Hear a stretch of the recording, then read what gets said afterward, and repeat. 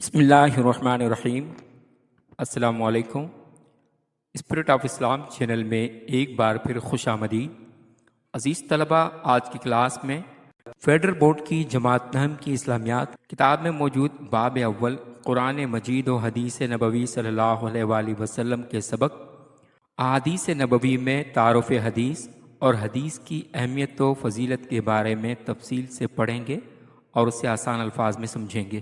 اس سے پہلے کہ سبق کا آغاز کریں، اگر آپ نے ہمارا channel spirit of Islam subscribe نہیں کیا تو چینل کو سبسکرائب کر لیجئے، ویڈیو کو شیئر کیجئے اور ساتھ لگے بیل آئیکن کو بھی دبا لیجئے تاکہ آپ کو آئندہ بھی اس طرح کی ویڈیوز کا نوٹیفیکیشن ملتا رہے۔ تو چلیے چلتے ہیں سبق کی طرف۔ سبق کا نام ہے احادیث نبوی صلی اللہ علیہ وآلہ وسلم۔ سب سے پہلے تعارف حدیث اور اہمیت و فضیلت۔ لغوی معنی کا مطلب ہوتا ہے ڈکشنری میننگ۔ حدیث کا لغوی معنی کوئی نئی بات کرنا، کوئی خبر یا کوئی بیان وغیرہ کے ہیں۔ یہ تینوں الفاظ MCQs میں کسی بھی طرح سے آ سکتے ہیں۔ حدیث کے 3 معنی ہیں لغوی اعتبار سے، ڈکشنری میننگ کے لحاظ سے۔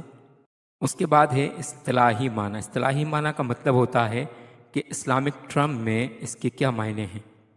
رسول اللہ صلی اللہ علیہ وآلہ وسلم کے اقوال و افعال کو حدیث کہتے ہیں، یعنی جو کچھ نبی کریم صلی اللہ علیہ وآلہ وسلم نے فرمایا وہ سارے کے سارے فرامین۔ اسی طرح سے جو کام حضور علیہ الصلوۃ والسلام نے خود سر انجام دیے، ان تمام افعال کو، ان تمام کاموں کو اسلامک ٹرم کے لحاظ سے، اصطلاحی معنی کے لحاظ سے حدیث کہتے ہیں۔ اس کے بعد ہے حدیث کی اقسام۔ حدیث کی 3 اقسام ہیں۔ پہلی حدیث قولی، دوسری حدیث فعلی، تیسری حدیث تقریری۔ تینوں کی تفصیلات آگے آ رہی ہے۔ حدیث قولی وہ تمام تر روایات جن میں نبی کریم صلی اللہ علیہ وآلہ وسلم نے کسی کام کے کرنے کا حکم دیا ہو، قولی حدیث کہلاتی ہے۔ یعنی جس چیز کے بارے میں نبی کریم صلی اللہ علیہ وآلہ وسلم نے خود حکم دیا، خود ارشاد فرمایا، تو وہ حضور کا قول، حضور کا فرمان، حضور کا حکم حدیث قولی کہلاتا ہے۔ جس طرح سے نبی کریم صلی اللہ علیہ وآلہ وسلم نے فرمایا جز الشوارب و ارخ اللحا، کہ مونچھوں کو پست کرو، چھوٹا کرو اور داڑھی کو بڑھاؤ۔ تو یہ چونکہ نبی کریم صلی اللہ علیہ وآلہ وسلم نے اپنی زبان مبارک سے حکم دیا، تو اس طرح کی حدیث کو حدیث قولی کہا جاتا ہے۔ دوسرے نمبر پر ہے حدیث فعلی۔ ایسی روایات جن میں نبی کریم صلی اللہ علیہ وآلہ وسلم کے فعل کا تذکرہ ہو، حدیث فعلی کہلاتی ہے۔ یعنی ایسے تمام کام جو نبی کریم صلی اللہ علیہ وآلہ وسلم نے خود کیے ہوں، عملی طور پر کر کے دکھائے ہوں، خواہ اس کا امت کو حکم نہ دیا ہو۔ جو کام بھی نبی کریم صلی اللہ علیہ وآلہ وسلم نے خود سر انجام دیا ہو، جو فعل بھی حضور کی ذات سے سرزد ہوا ہو، اس طرح کی احادیث فعلی کہلاتی ہیں۔ یعنی اس میں نبی کریم علیہ الصلوۃ والسلام کا کسی کام کے حوالے سے عملی طور پر کر کے دکھانا ثابت ہوتا ہے، اور اس میں یہ لازمی نہیں ہوتا کہ حضور علیہ الصلوۃ والسلام نے اس کام کے کرنے کا حکم بھی دیا ہو۔ صرف حضور نے خود کیا ہو تو بھی وہ حدیث کہلاتی ہے، لیکن اسے حدیث فعلی کہتے ہیں۔ جس طرح کہ نبی کریم صلی اللہ علیہ وآلہ وسلم ایک سفر کے موقع پر کہیں تشریف لے گئے تو راستے میں نماز کا وقت ہو گیا، تو نبی کریم صلی اللہ علیہ وآلہ وسلم نے اس موقع پر اونٹنی پر بیٹھے بیٹھے نماز ادا کی۔ تو اب اونٹنی پر بیٹھے بیٹھے نماز پڑھنے کا حکم نبی کریم علیہ الصلوۃ والسلام نے امت کو نہیں دیا، لیکن وہ عمل خود حضور کی ذات سے صادر ہوا، تو ایسی حدیث کو حدیث فعلی کہتے ہیں۔ اس طرح کی کئی احادیث ہمیں کتب حدیث میں ملتی ہیں۔ تیسرے نمبر پر ہے حدیث تقریری۔ ایسی روایت جس میں رسول اکرم صلی اللہ علیہ وآلہ وسلم کے صحابہ کا وہ عمل درج ہو جو آپ صلی اللہ علیہ وآلہ وسلم کے سامنے کیا گیا ہو، اور آپ صلی اللہ علیہ وآلہ وسلم نے اس سے منع نہ فرمایا ہو، حدیث تقریری کہلاتی ہے۔ یعنی نہ تو نبی کریم صلی اللہ علیہ وآلہ وسلم نے اس کام کے کرنے کا حکم دیا ہو، کیونکہ اگر حکم دے دیتے تو وہ حدیث قولی کہلاتی، اور نہ ہی اس سے منع فرمایا ہو، منع فرماتے تب بھی حدیث قولی کہلاتی کہ حضور کی زبان مبارک سے اس بات کے بارے میں منع کیا گیا ہوتا۔ اسی طرح سے نہ وہ کام نبی کریم صلی اللہ علیہ وآلہ وسلم نے خود کبھی کیا ہو تو ایسی حدیث کو نہ حدیث قولی کہتے ہیں نہ حدیث فعلی کہتے ہیں، بلکہ کسی صحابی کو یا کچھ صحابہ کو کوئی کام کرتے ہوئے دیکھا اور اس پر آپ نے سکوت اختیار فرمایا، خاموشی اختیار فرمائی، تو وہ خاموشی دراصل نبی کریم صلی اللہ علیہ وآلہ وسلم کی طرف سے ایک طرح کی اجازت ہوتی ہے۔ تو ایسی کوئی بھی حدیث جس میں نبی کریم صلی اللہ علیہ وآلہ وسلم نے نہ کسی کام کے کرنے یا نہ کرنے کا حکم دیا ہو اور نہ ہی خود کیا ہو، بلکہ لوگوں کو کرتا ہوا دیکھ کر خاموشی اختیار فرمائی ہو، تو ایسی احادیث کو احادیث تقریری کہتے ہیں۔ جس طرح سے جماعت کے ساتھ نماز تراویح پڑھنا ہے، جماعت کے ساتھ نماز تراویح نہ تو نبی کریم صلی اللہ علیہ وآلہ وسلم نے خود پڑھی، نہ جماعت کے ساتھ پڑھنے کا حکم دیا، لیکن سیدنا فاروق اعظم حضرت عمر رضی اللہ تعالیٰ عنہ کو دیکھا کہ وہ صحابہ کرام کی نماز تراویح کی جماعت فرما رہے ہیں۔ تو ایسی حدیث جس میں نہ حضور نے خود عمل کیا ہو نہ حکم دیا ہو، خاموشی اختیار کی ہو، تو اس طرح کی احادیث کو احادیث تقریری کہتے ہیں۔ اسی طرح سے آگے فرماتے ہیں حدیث کی اہمیت اور اس کی دینی حیثیت۔ جس طرح قرآن کریم ہمارے لیے حجت ہے، اتھارٹی ہے، اسی طرح حدیث بھی حجت ہے۔ قرآن مجید کی روح سے رسول اکرم صلی اللہ علیہ وآلہ وسلم کی اطاعت فرض ہے، کیونکہ قرآن مجید میں اللہ رب العزت نے فرمایا من یطیع الرسول فقد اطاع اللہ، کہ جس کسی نے نبی کریم صلی اللہ علیہ وآلہ وسلم کی اطاعت کی اس نے گویا اللہ کی اطاعت کی۔ اسی طرح سے ایک اور آیت کریمہ میں اللہ رب العزت نے فرمایا قل ان کنتم تحبون اللہ، اے میرے حبیب آپ فرما دیجئے، لوگوں سے کہہ دیجئے کہ اگر تم اللہ سے محبت رکھتے ہو، اللہ سے محبت کا دعویٰ کرتے ہو، فاتبعونی، تو پھر میری اتباع کرو، میری پیروی کرو، میرے نقش قدم پر چلو، نتیجتاً یحببکم اللہ، اللہ تم سے محبت کرنے لگے گا۔ تو اس طرح سے قرآن مجید کی آیات اور بھی ہیں جن کے مطابق نبی کریم صلی اللہ علیہ وآلہ وسلم کی اطاعت فرض ہے، یعنی حضور کی ہر حال میں مطلقاً اطاعت کرنے کا حکم دیا گیا ہے۔ قرآن کریم ایک اصولی کتاب ہے، اس کا کام اصول و کلیات بیان کرنا ہے، اور اس کی جزیات ہمیں رسول کریم صلی اللہ علیہ وآلہ وسلم کی احادیث سے ملتی ہیں۔ یعنی قرآن مجید میں احکامات کی تفصیل بیان نہیں کی جاتی، صرف اور صرف کسی بھی عمل کے کیے جانے کا حکم دیا جاتا ہے۔ اس کی تفصیلات، اس کا طریقہ، اس کے اوقات، وہ سارے کے سارے ہمیں احادیث نبوی سے ملتے ہیں۔ آگے کہتے ہیں جنہیں حضرت عائشہ رضی اللہ تعالیٰ عنہ نے مجسم قرآن فرمایا ہے، یعنی ایک صحابی نے نبی کریم علیہ الصلوۃ والسلام کے بارے میں حضرت عائشہ صدیقہ رضی اللہ تعالیٰ عنہ سے پوچھا کہ حضور علیہ الصلوۃ والسلام کے اخلاق کیسے تھے، تو حضرت عائشہ صدیقہ رضی اللہ تعالیٰ عنہ نے فرمایا کہ کیا تم نے قرآن نہیں پڑھا؟ فرمایا کان خلقہ القرآن، کہ نبی کریم علیہ الصلوۃ والسلام کے اخلاق قرآن مجید کی تفسیر ہے، یعنی قرآن مجید کے مطابق ہے۔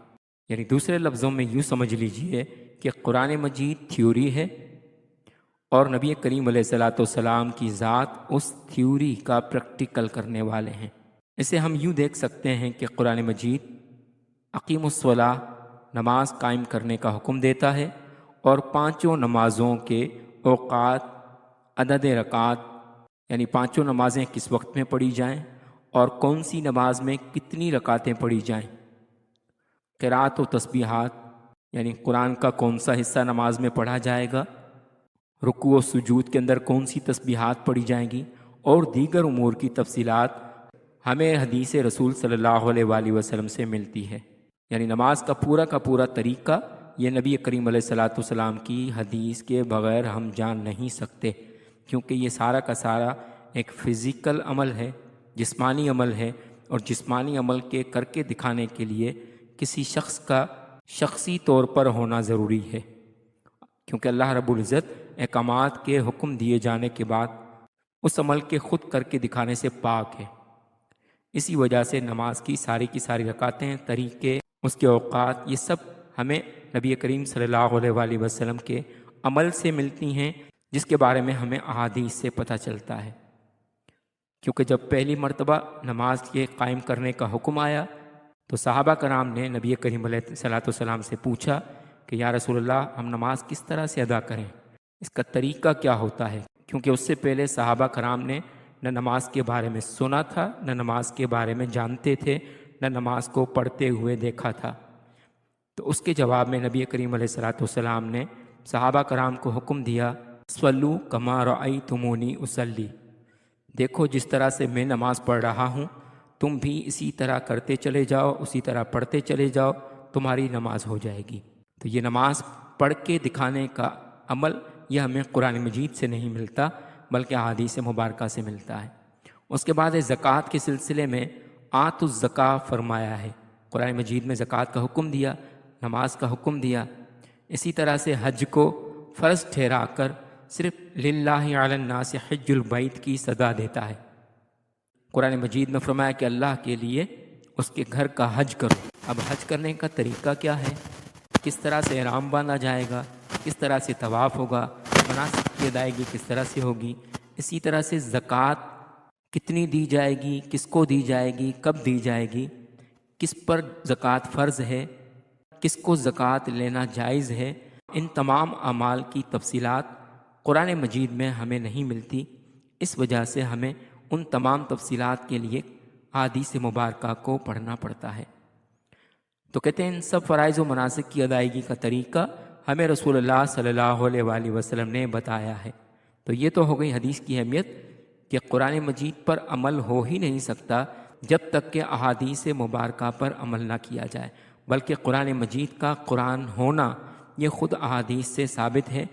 جن لفظوں کو، جن آیات کو، جن عربی کے الفاظ کو نبی کریم علیہ الصلوۃ والسلام نے قرآن کہہ دیا وہ قرآن ہو گئے، اور جن کے بارے میں کہہ دیا کہ یہ حدیث ہے تو وہ حضور کی زبان مبارک سے بتائے جانے کی وجہ سے وہ احادیث بن گئے۔ تو قرآن مجید کا قرآن ہونا بھی ہمیں نبی کریم علیہ الصلوۃ والسلام کی حدیث سے پتہ چلتا ہے۔ اگر حضور نہ بتاتے کہ قرآن کی کون کون سی آیات ہیں، کون کون سی صورتیں ہیں، تو کسی کو بھی پتہ نہیں چلتا کہ قرآن کیا ہے اور حدیث کیا ہے۔ اس کے بعد اطاعت رسول صلی اللہ علیہ وآلہ وسلم فرض ہے۔ اس طرح سے اوپر گزر چکا ہے، اللہ تعالیٰ نے اہل ایمان سے مخاطب ہو کر جہاں اپنی اطاعت کو لازمی قرار دیا ہے، وہیں اپنے پیارے نبی صلی اللہ علیہ وآلہ وسلم کی اطاعت بھی لازم قرار دی۔ اس لیے اگر کوئی قرآن مجید پر ایمان رکھے مگر حدیث کا انکار کر دے تو یہ حکم الہی سے روگردانی ہے۔ ارشاد باری تعالیٰ ہے، یا ایھا الذین آمنوا، اے ایمان والو، اطیعوا اللہ و اطیعوا الرسول، اللہ کی اطاعت کرو اور اللہ کے رسول خاتم النبیین صلی اللہ علیہ وآلہ وسلم کی اطاعت کرو۔ تو اس آیت کریمہ سے حضور کی اطاعت فرض قرار پائی۔ دوسرے نمبر پر ہے اسوہ رسول صلی اللہ علیہ وآلہ وسلم امت کے لیے ذریعہ رہنمائی ہے۔ پہلے فرمایا گیا کہ حدیث کی اہمیت کیا ہے، اس کے بعد حدیث کی فرضیت اور حجیت کے بارے میں بتایا گیا۔ اب یہاں کہتے ہیں کہ اسوہ رسول صلی اللہ علیہ وآلہ وسلم امت کے لیے ذریعہ رہنمائی، یعنی پوری امت کے لیے رہنمائی کس طرح سے حدیث کے اندر موجود ہے، حضور کی پیروی میں موجود ہے۔ ارشاد باری تعالیٰ ہے، لقد کان لکم فی رسول اللہ اسوۃ حسنہ، سورۃ الاحزاب کی آیت نمبر 21 ہے۔ اس کا ترجمہ ہے، یقیناً تمہارے لیے اللہ کے رسول خاتم النبیین صلی اللہ علیہ وآلہ وسلم کی ذات مبارکہ میں بہترین نمونہ ہے۔ یعنی آدم علیہ السلام سے لے کر آج تک کسی بھی انسان کے بارے میں مطلقاً اللہ رب العزت نے نہیں فرمایا کہ اس کی پیروی کرنا، اس کے اسوہ پہ چلنا، اس کے طریقے پر چلنا سب کے لیے بہترین نمونہ ہے، بلکہ نبی کریم علیہ الصلوۃ والسلام کے اسوہ کو، حضور کی سیرت کو، حضور کی حیات مبارکہ گزارنے کے طریقے کو بہترین نمونہ اس لیے قرار دیا کہ چاہے کوئی شخص کسی بھی شعبے سے تعلق رکھتا ہو، کوئی بادشاہ ہو یا گدھا، امیر ہو یا غریب، حکمران ہو یا رعایا، کوئی شخص باپ ہو یا اولاد، کوئی شخص چاہے خاندان کا سربراہ ہو، کوئی شخص چاہے فاتح ہو، کسی شخص کو چاہے کسی معاملے میں شکست ہوئی ہو، کوئی شخص چاہے سفر میں ہو یا حضر میں، کوئی شخص چاہے پیدل چلے یا بیٹھے، ہر چیز کے اندر نبی کریم علیہ الصلاۃ والسلام کی زندگی مبارکہ کا ہر لمحہ پوری امت کے لیے بہترین نمونہ قرار دیا گیا ہے۔ یعنی حضور کس طرح کے اعلیٰ پائے کے تاجر تھے، کس اعلیٰ پائے کے منصف یعنی انصاف کرنے والے تھے، کس اعلیٰ پائے کے خاندان کے سربراہ تھے، کس اعلیٰ پائے کے حضرت حلیمہ سعدہ رضی اللہ تعالیٰ عنہ کی اولاد تھے، اور کس طرح سے نبی کریم علیہ الصلاۃ والسلام کا اپنی بہن حضرت شیمہ سے سلوک تھا، کس طرح اپنے دوستوں کے ساتھ سلوک تھا۔ یہ ساری کی ساری چیزیں ہمیں احادیث مبارکہ سے ملتی ہیں اور ہر شخص کے لیے کامل نمونے کے طور پر ملتی ہیں۔ قرآن کریم کی عملی تفسیر سیرت مصطفیٰ صلی اللہ علیہ وآلہ وسلم میں ہے۔ مسلمان کو ہر معاملے میں رہنمائی اسوہ رسول صلی اللہ علیہ وآلہ وسلم سے ملتی ہے، جس کی تفصیل میں آپ کو بیان کر چکا ہوں۔ تیسرے نمبر پر ہے اتباع رسول صلی اللہ علیہ وآلہ وسلم ایمان کی نشانی۔ اطاعت کہتے ہیں حکم ماننے کو، اتباع کہتے ہیں نبی کریم صلی اللہ علیہ وآلہ وسلم کے نقش قدم پر چلنے کو۔ اطاعت کے اندر حکم ہوتا ہے اور اتباع میں حکم نہیں ہوتا، صرف نبی کریم علیہ الصلاۃ والسلام کو دیکھ کر کوئی عمل کیا جائے، حضور کی پیروی کی جائے تو اسے اتباع کہا جاتا ہے۔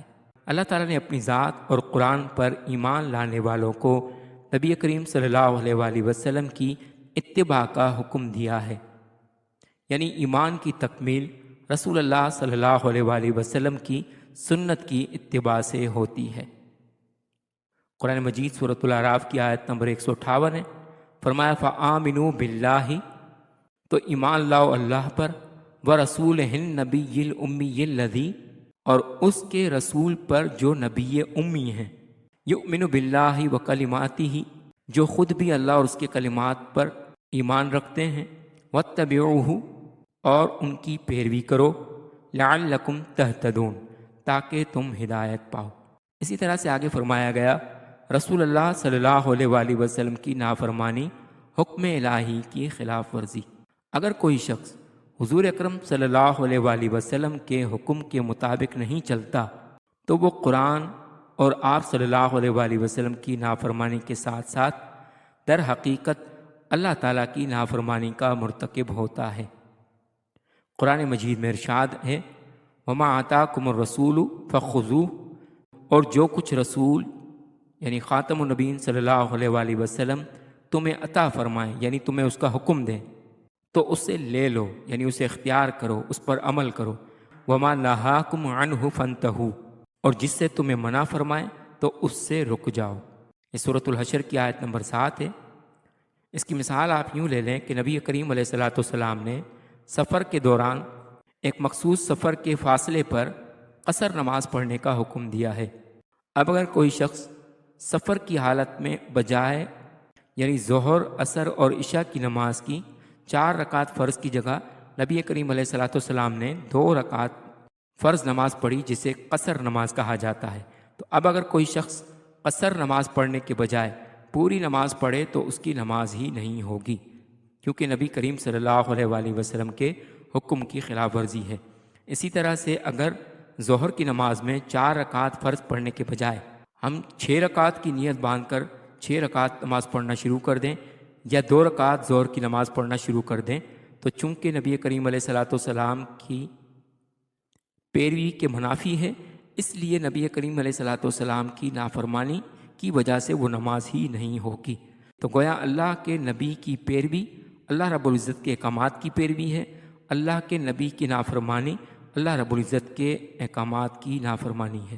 تو اس آیت مبارکہ میں جو اصول بیان کیا گیا ہے اس کا اطلاق آج کے زمانے میں کرنے کے لیے قرآن مجید کے ساتھ نبی کریم صلی اللہ علیہ وآلہ وسلم کی سنت کی اتباع یقینی بنانا ضروری ہے، یعنی کوئی بھی عمل ایسا نہیں کرنا جو نبی کریم علیہ الصلاۃ والسلام نے کرنے سے منع کیا ہو، اور کسی بھی عمل کو نہ تو حضور علیہ الصلاۃ والسلام کے عمل سے بڑھا کر کرنا ہے نہ گھٹا کر کرنا ہے۔ عزیز طلبہ، امید ہے کہ آپ کو آج کا لیکچر پسند آیا ہوگا۔ اگر آپ کو لیکچر پسند آیا تو چینل کو سبسکرائب کر لیجئے اور بیل آئیکن کو بھی دبا لیجئے تاکہ آپ کو آئندہ بھی اس طرح کے مزید لیکچرز ملتے رہیں۔ ملتے ہیں اگلے لیکچر میں، تب تک والسلام علیکم ورحمۃ اللہ وبرکاتہ۔